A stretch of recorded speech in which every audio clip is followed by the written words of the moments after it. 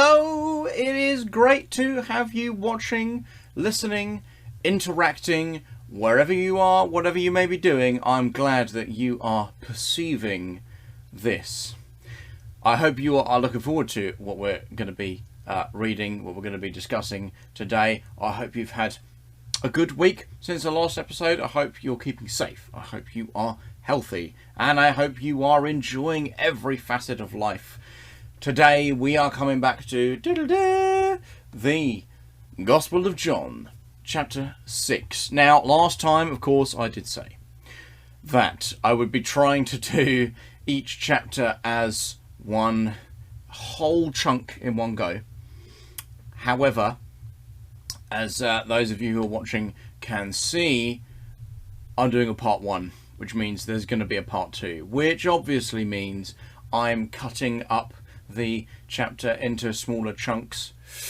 Hopefully I won't have to do that all the time. That is because in this one we've got a particularly long chapter with a lot of meat in there, a lot of awesome information for us to get into. But this time we've got something a little bit different. We've got 2 amazing miracles from Jesus, and then a long explanation that comes out of a discussion that he has. So what I've chosen to do is, if we do a shorter one this time that is looking into his miracles in a bit more depth, and then next time we look into the discussion, we look into his preaching and teaching, basically. So that's how this is going to pan out. Why don't we go straight ahead and jump right in? So here we go. Jumping in, verse 1, I'll read it out. Sometime after this, Jesus crossed to the far shore of the Sea of Galilee, that is, the Sea of Tiberias. And a great crowd of people followed him because they saw the signs he had performed by healing the sick. Then Jesus went up on a mountain and sat down with his disciples. The Jewish Passover festival was near. So, these first 4 verses, these first sentences, we are setting the scene. We know that from previously, Jesus has been travelling around. It's still really early days, I would say, but actually already, and we can see from the beginning of that second verse, a great crowd of people followed him. So, we have lots of attention coming onto him. And actually it's specified that they didn't just hear about him, they didn't just get some hearsay, they didn't just hear the rumours going around. It actually specifies so the people followed him because they saw the signs he had performed healing the sick. So they've actually witnessed these things, which means that he's actually been doing quite a lot. And it's actually identified in other parts of the Bible that, to be honest, if all of the deeds of Jesus were written down, there just wouldn't be enough room in the Bible to fit it all in. So I think this is one of those points where it's insinuated actually Jesus, yes, he's doing all the things that we've seen written down in the previous chapters so far, but he's also doing extra things that there just wouldn't be time, there just wouldn't be pen and ink enough for John the Apostle to arrange it all, to as the author, to write every single detail down. So he's writing down the key points. Now, one of the things we can say about that is actually, if it's written down, that means it's definitely an important one for us to note. It's not just Jesus's casual love. Actually, there are lots of details here that are good to remember as well. So, some of you may know this passage, but here we are just setting the scene before the big event happens. He's back in his home area, the Sea of Galilee, big lake that has the River Jordan coming in to the top and out through the bottom, and he's crossed over to the far shore. So, verse 5, I'll read again. When Jesus looked up and saw a great crowd coming toward him, he said to Philip, who's one of his disciples, "Where shall we buy bread for these people to eat?" He asked this only to test him, for he already had in mind what he was going to do. Ooh, a little bit of scheme coming along. Nice one, Jesus. So, verse 7. Philip answered him, "It would take more than half a year's wages to buy enough bread for each one to have a bite." Okay, I'm gonna stop there and let's just analyse this perspective. Logically, mathematically, half a year's wages. So if you'd put this into a modern setting, let's say now, in England, in 2020, perhaps we'll ignore that there's still lockdown at the moment, but a year's wages. Now, on average in the UK at the moment, the average, and I'm going with the full-time figures, because if we think about back then, people would have had to work full-time in ancient societies. They just have different priorities back then. They kind of need to. So that's the equivalent we're going to have to work with. Now, for us, that is about, in the UK, £35,000 a year, something like that. That's around about the average full-time income. Now, half a year, so let's put that in half. It's about £17,500, and if you go to a supermarket, a loaf of bread normally it costs about £1. So half a year's wages of bread, that is 17,500 loaves of bread. Whew. That's a lot of bread. What's more, if we think about a modern loaf of bread, that is 20 slices per loaf. That is including the big crusts at the end. Who likes a good crust? I don't mind a crust. I like a crust. So that's enough bread per loaf to make 10 sandwiches. So if we have 10 sandwiches per loaf, and each loaf is about £1, we've got 175,000 sandwiches. Wow. We haven't got any filling for them yet, though. But Jesus has got a plan for what are we going to put in our sandwiches. Let's find out.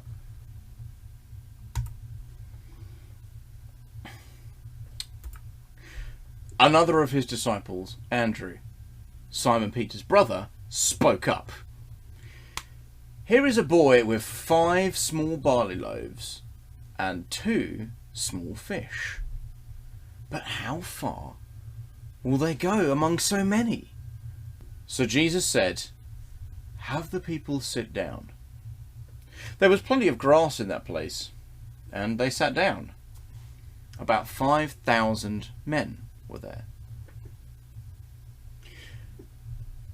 Jesus then took the loaves, gave thanks, and distributed to those who were seated as much as they wanted.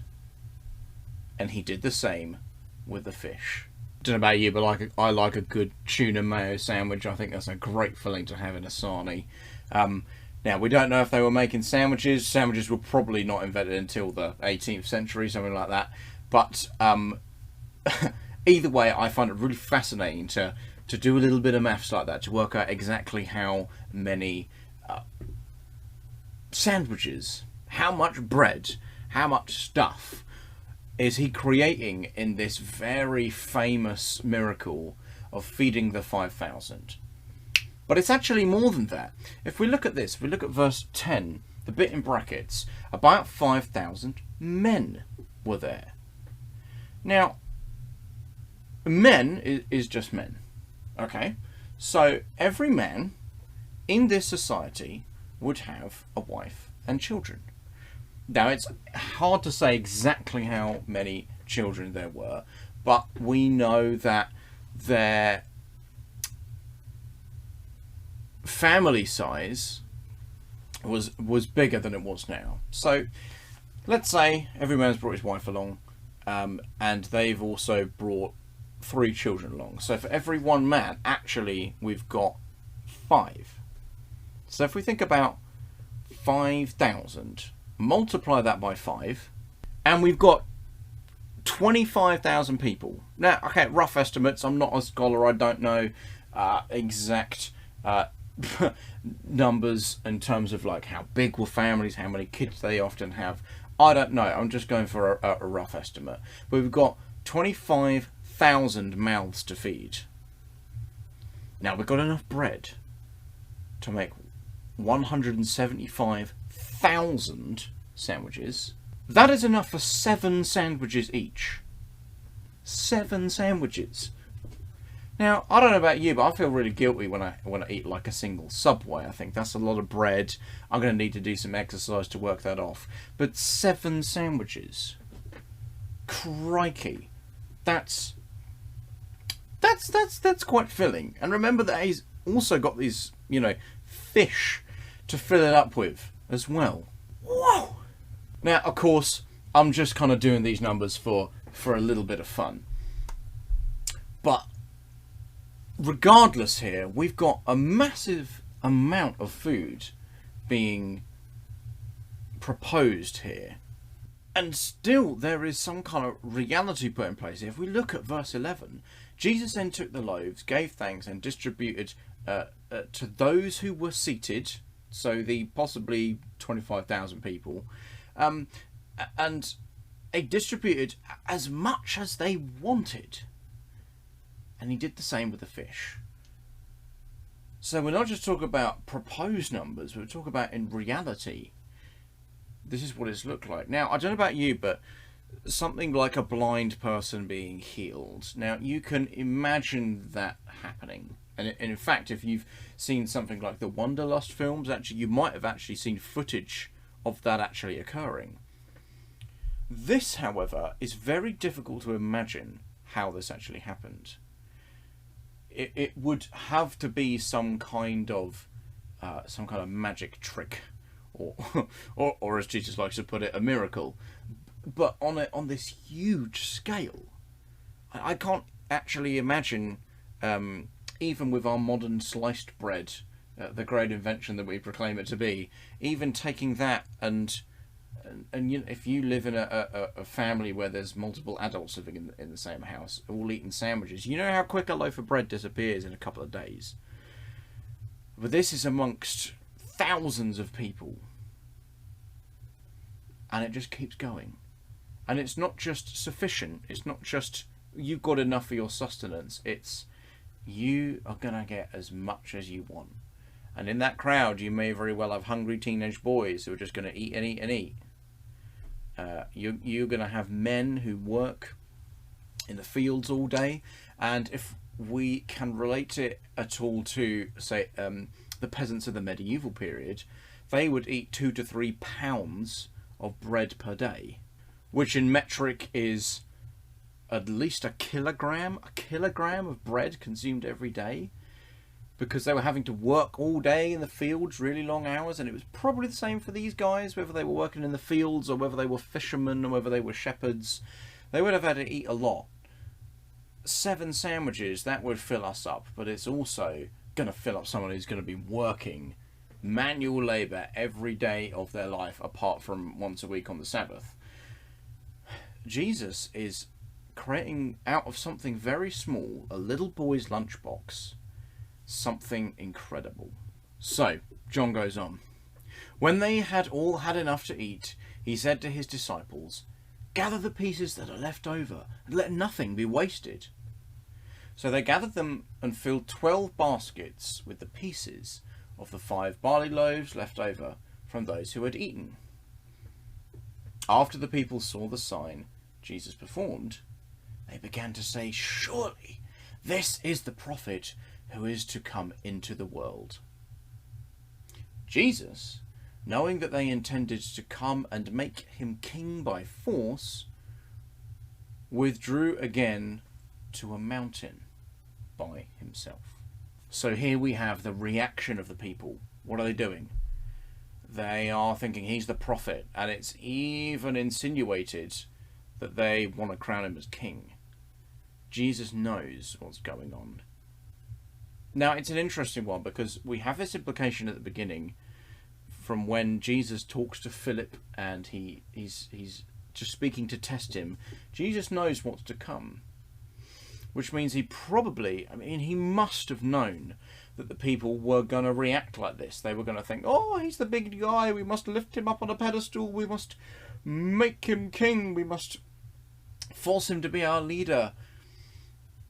And yet, knowing this, Jesus still does this miracle, and he withdraws.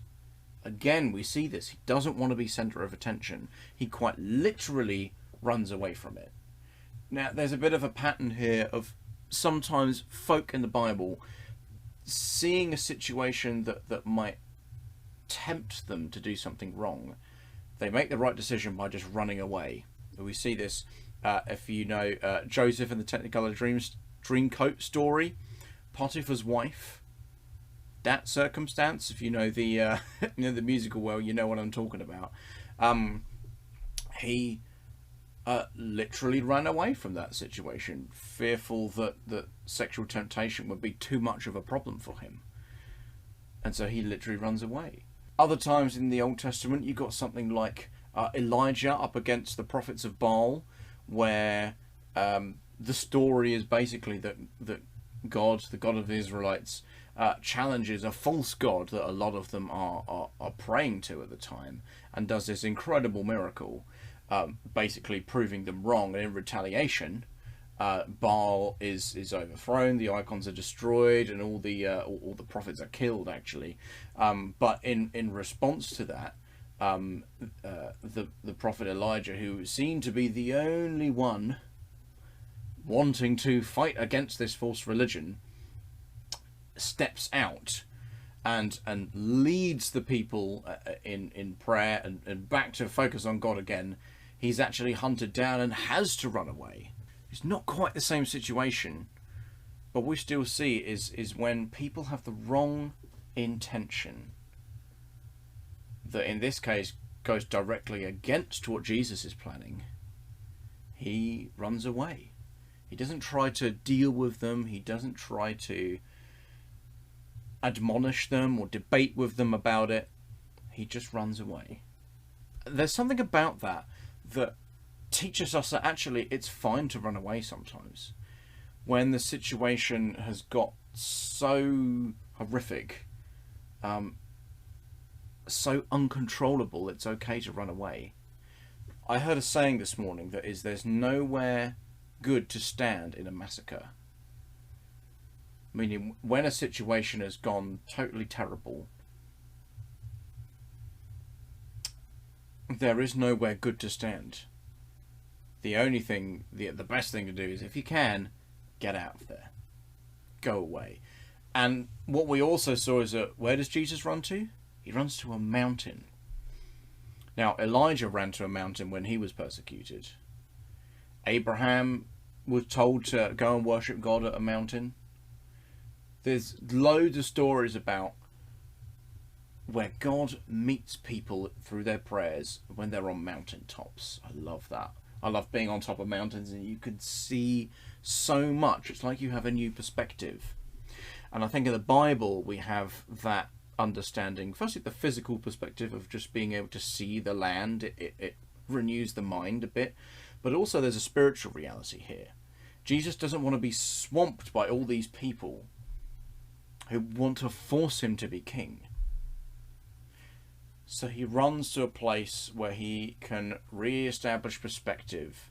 I'm not saying that Jesus ever got it wrong, but he's making it hard for people to get him. It's hard to get a crowd up on top of a mountain. They would have been, well, as we've already discussed, having their families with them. They're not going to want to follow him. He knows he can be alone with his Father, and there is nothing wrong with that. We as Christians follow his example. And even if you're not a Christian, hey, don't be afraid of running away from situations when they get tough. It would be better to run away, to reevaluate, to get the right perspective again, rather than get involved in the muck and possibly be tempted by things that are bad.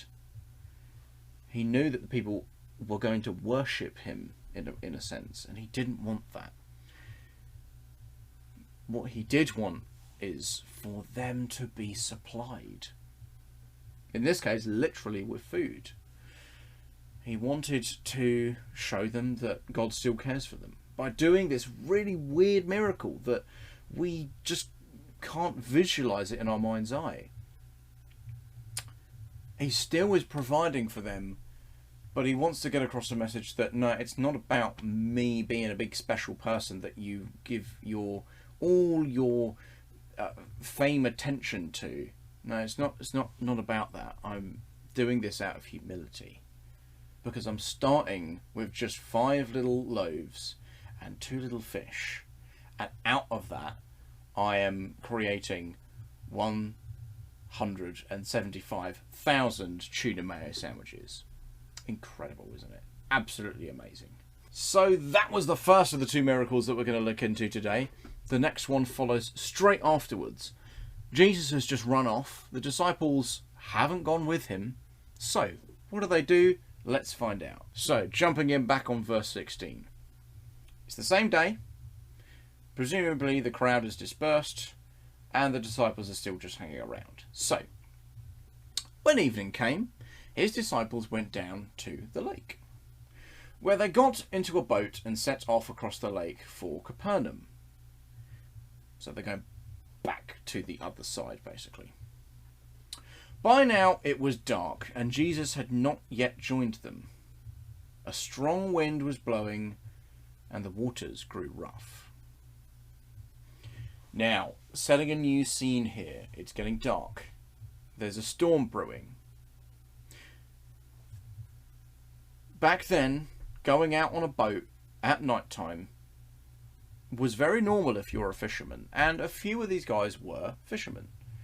This wouldn't be something out of the ordinary, really. And actually, I live in a seaside town, and I can vouch for the fact that that is still the case.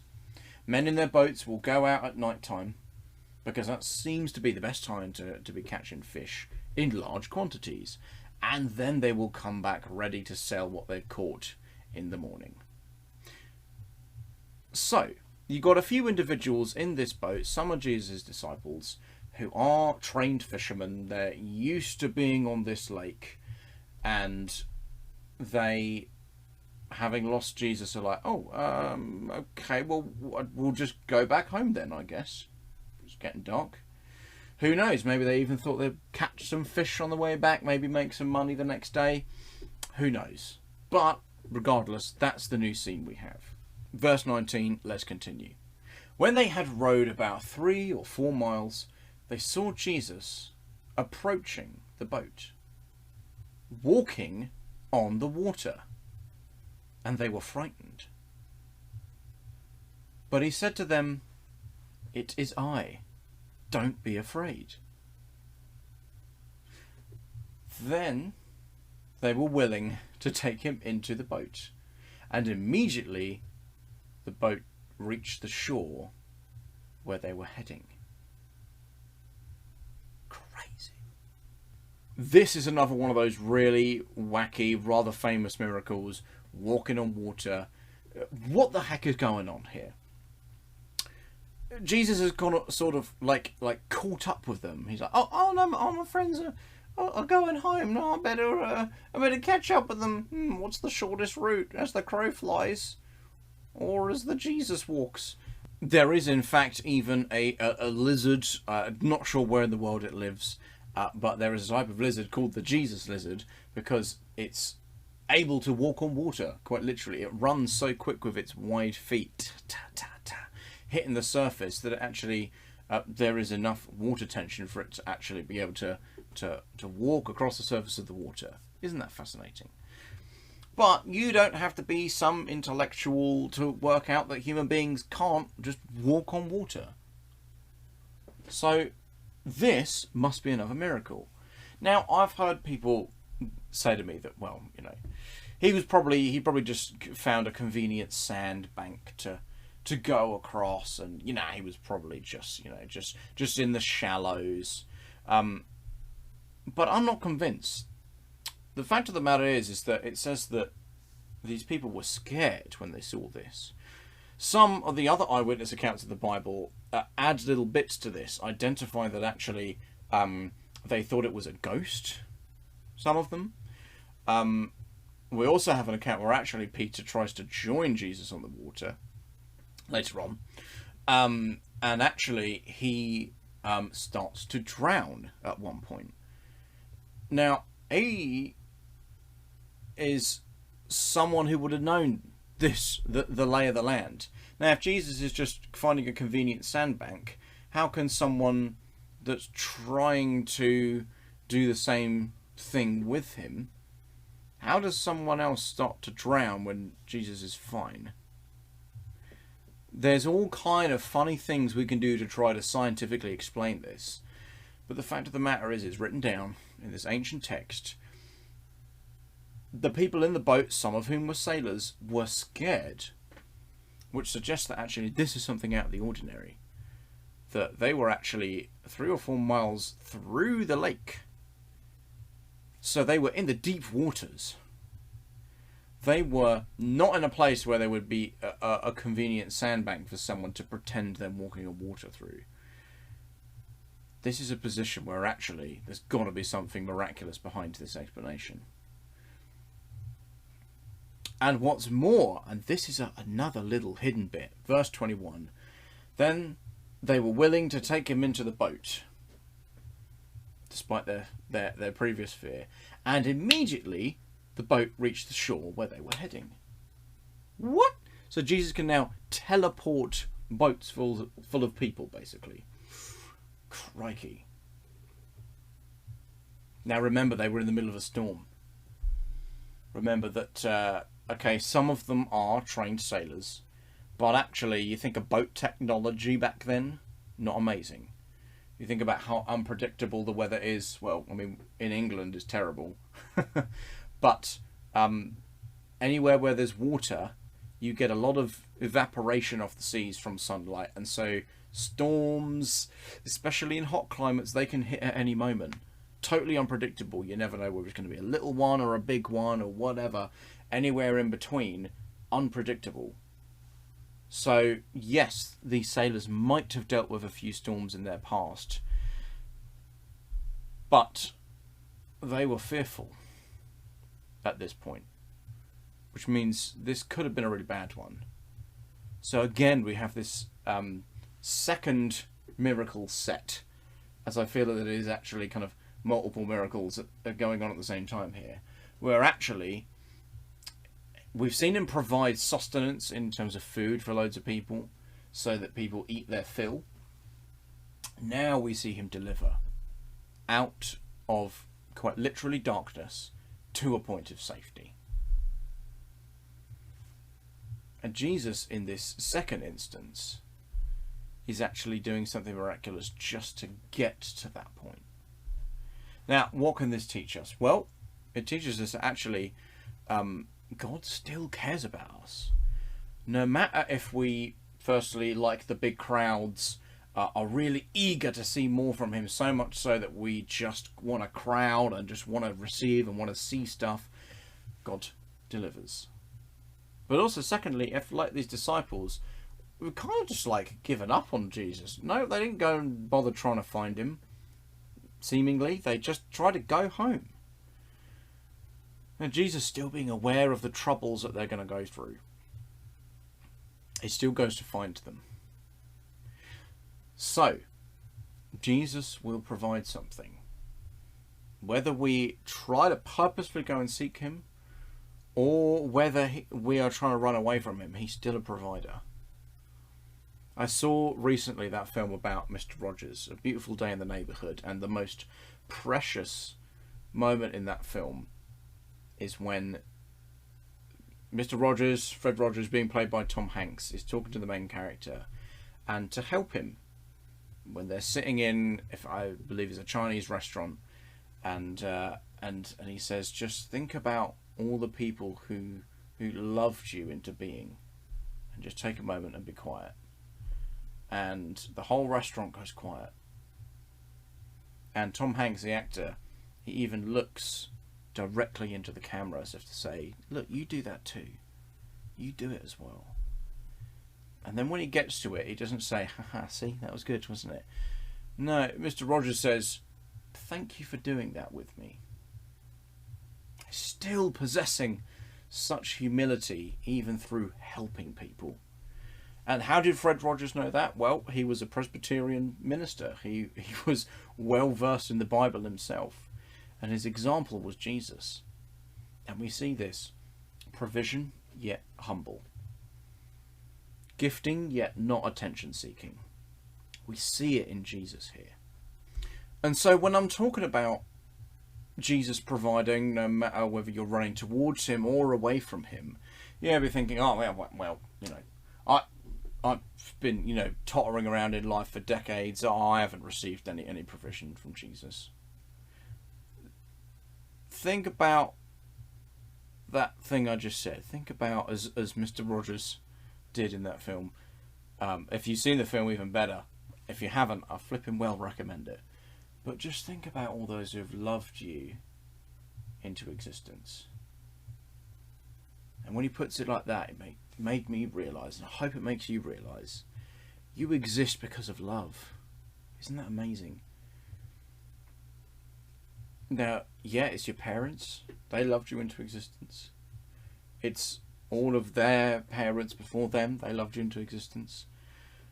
But actually what Jesus knows and what the Bible is offering is us as an explanation that actually you didn't just come into existence by some sheer chemical accident that happened millions of years ago. You're not just, as Neil deGrasse Tyson says, literally and figuratively simply stardust come together to form a thing. You're not a rock. You're not dust. You've got emotions and feelings. Rocks don't have emotions. You have worth. Rocks don't really have worth. Not compared to you. You're worth so much because God loved you into existence. And yeah, you may have never witnessed a miracle that seems like provision. In the same way that we're seeing in these stories anyway. Well, actually, it's a miracle that life exists at all. God's provided that, and he's provided food for you daily. He's provided jobs, career, family, friends, hobbies, a nation that looks after us, other nations that look out for each other. Things have gone wrong in this world, yes, but actually it was never meant to be that way. And even through all that is wrong, God still provides. They were in the middle of a storm, and Jesus used a miracle, one to turn up, and two to deliver them out of that storm. Maybe you're going through a storm, a mental storm at the moment, a storm of physical health perhaps. Life is going to throw unpredictable storms at us. We don't know when they're going to crop up, we don't know how big or small they're going to be, how much they're going to impact our finances, how much they're going to impact our relationships. All of these things we just can't say. In fact, in the Old Testament, we're told that it is hevel, meaning it is like smoke. It's there. Sometimes you can't see it, sometimes you can see it, and it's thick and it chokes you. Other times you can look at it and it's beautiful, but that's what life is kind of like in this world at the moment. And we can be stuck in the middle of that. Now, God is still providing even if you're running away from him. Even if you're doing it by accident. Even if you're not angry with him and you're just kind of sliding away from him in life. But also, Jesus is definitely going to provide abundantly with at least 7 tuna mayo sandwiches for you. Doesn't seem like there's a vegan option, sorry. I like cheese myself. Maybe there is a vegetarian option one day. But the story here, the message here is that, yeah, God is going to provide for you. He's definitely going to provide abundantly when you seek him. But he's also lovingly able to provide when you don't seek him. But if you don't seek him, you don't necessarily notice it. And I would say that surely it's better to notice all the times we've got. You know, we say count your blessings. How do you know what's a blessing unless you're looking out for it? It's so easy to be negative in this day and age, especially under these conditions at the moment, so easy to focus on all the bad stuff. But think about it. Maybe you don't want to get up. Maybe you don't want to do anything with your day. Well, maybe your family do. Maybe they want you to get up and enjoy the outside and think about all that you can do instead of what you can't have. Then you'll know where your blessings are. Then you'll be able to count them, whether that's metaphorically or literally. You'll be able to identify them. And I'm going to suggest you'll be able to begin to identify where they come from. Because as this Bible is saying, they're actually all coming from Jesus. Now, that's a couple of stories there. We are going to see a lot more explanation. And the last bit of passage I'm going to read is just the last few sentences of the paragraph. So, after the storm has subsided, after everyone is safe, I'm setting the scene here for what we're going to see next time. Jumping in, verse 22. The next day, the crowd that had stayed on the opposite shore, so the side where the feeding of the thousands happened, so at the other shore of the lake, they realised that only one boat had been there, and that Jesus had not entered it with his disciples, but that they had gone away alone. Then some boats from Tiberias landed near the place where the people had eaten the bread after the Lord had given thanks. Once the crowd realised that neither Jesus nor his disciples were there, they got into the boats and went to Capernaum in search of Jesus. So, the scene is set for next time. The people there are joined by even more people, and they're looking for Jesus. They're trying to find where he is. They must have got a bit of an inkling as to where he'd gone. They're on his tail. They're going to try and track him down. And we're going to see what happens next time when eventually there is another meeting of Jesus and the people. Until then, I hope you are able to count your blessings. I hope you are able to love all that's good around you. You are able to focus on what is pure, on what is jolly, on what is joyful, on what is beautiful, and all things that are worthy of thanksgiving. I pray that you are able to remain healthy, safe, and that you are able to continue loving life.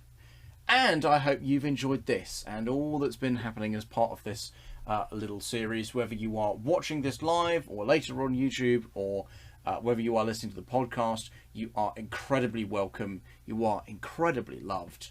And I hope you stay incredibly jolly. As this week pans out, there's going to be more fun stuff in all of our lives. I'm sure there may be more questions come out of this funny old topic with these wacky miracles going on. As usual, if you've got questions, no matter how grueling they are, pop them in the comments, put it in the chat. We want to grapple with those. We don't get to the truth unless we talk about it. So, do that, and until next time, thank you very much for watching or listening. I hope you are well, and until next time, from me, cheerio.